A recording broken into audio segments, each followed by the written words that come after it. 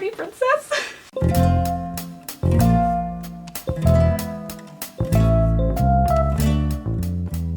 Hi, I'm Shell and I'm a cosplayer. If you are new to my channel, welcome. Or if you're a subscriber, welcome back.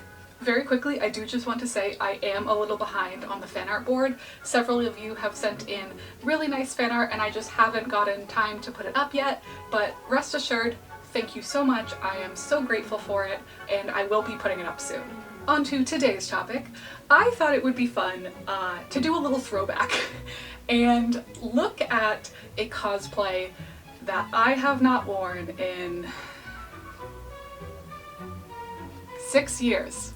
If you followed me for a little while, you already know that my first real big cosplay I ever made was a ballet AU of Miraculous Ladybug.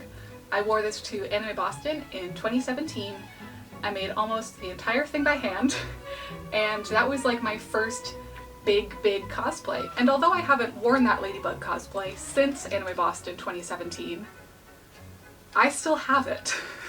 So let's take a walk down memory lane together and see how baby Shell did at their very first handmade cosplay.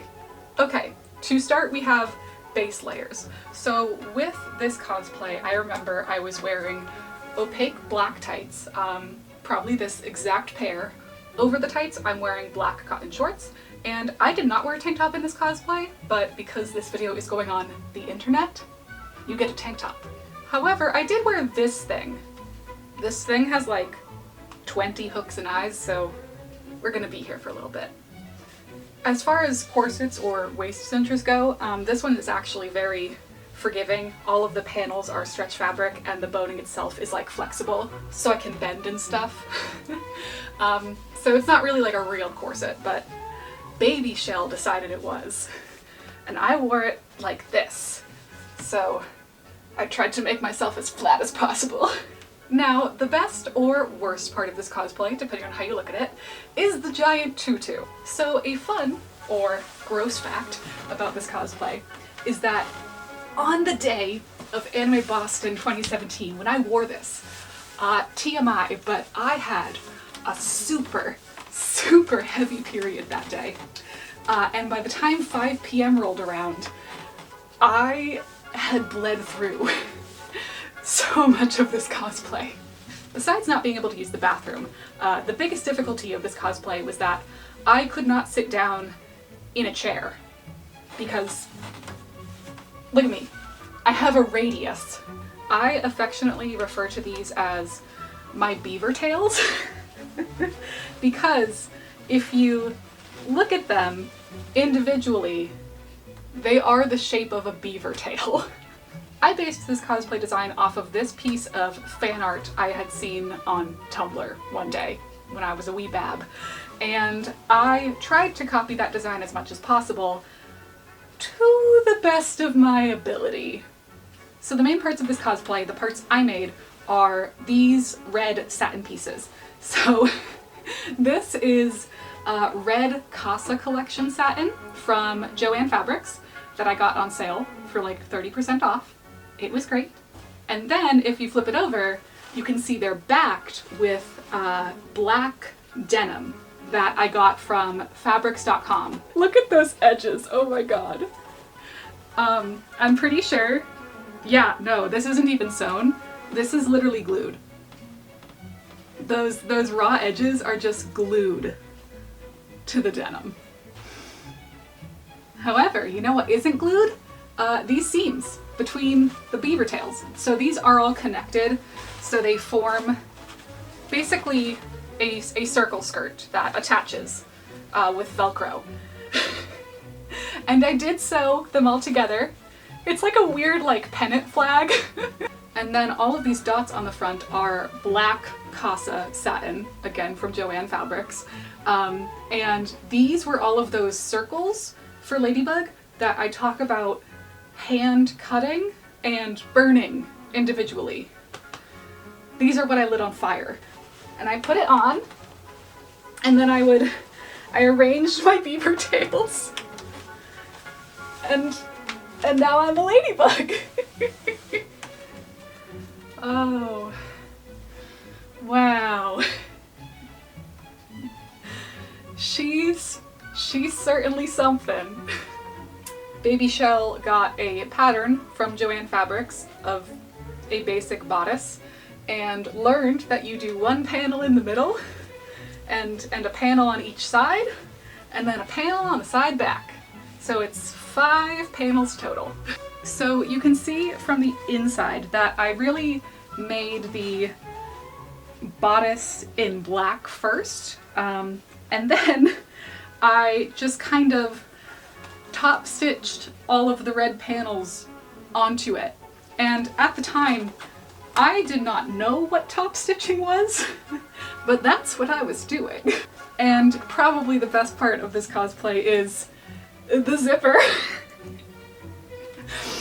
Because I did not know how to install a zipper, and honestly, I still don't. I'm a lot bigger than I was in college. Okay, I'm not gonna get it all the way up. That's fine. It works like this. This was my wig.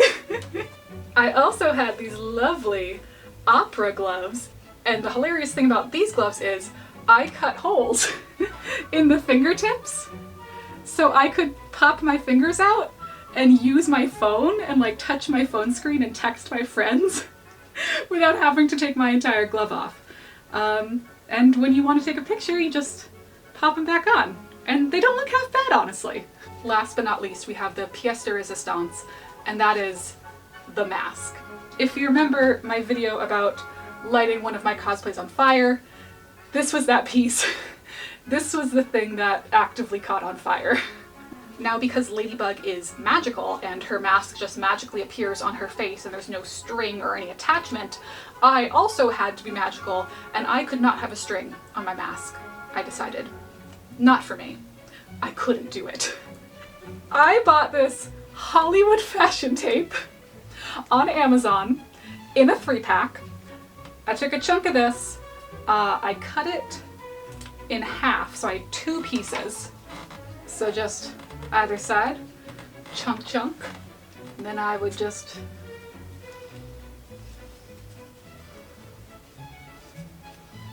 stuck it to my face. And that's how I did it! So if you were at Anime Boston 2017 and you saw a little psycho walking around looking like this, that was me! I'm gonna try to angle you so you can really get the full effect.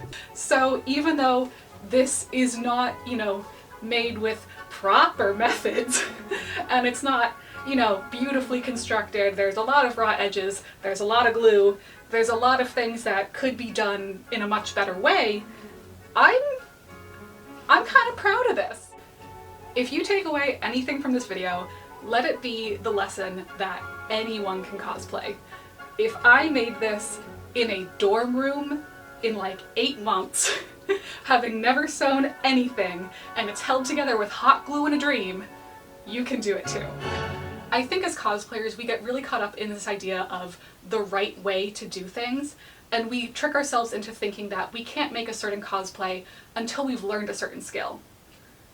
But a lot of the time, the way you learn is by doing. So although Baby Shell did not know what they were doing when they glued all of these seams together, I respect them a lot for just going for it. And that's the energy I need in 2023. I hope you enjoyed this video. If you did, make sure to give it a thumbs up below and subscribe to my channel. Let me know in the comments what your first made cosplay was and how good it came out. Was yours also held together with hot glue and a dream? This one is! As always, thank you so much for watching. I hope you have a wonderful day, and I will see you next time. Bye!